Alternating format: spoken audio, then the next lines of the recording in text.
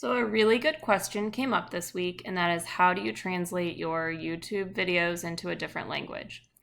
So what you do is go down to the, have your video open, first of all, and any video that you're watching. It doesn't have to be one that you created yourself, but any video on YouTube. Go down to the settings, click on it, and go to subtitles. And so the only option that shows up at first is English. And this is a really roundabout way to get here, but if you click English, I know that's not what we wanted, but then you go back into subtitles, and then now this auto translate comes up. So when you click on auto translate, you get a whole list of languages that you can translate to. So the one that we most likely need to translate to in our school district is Spanish, so I'm going to choose Spanish.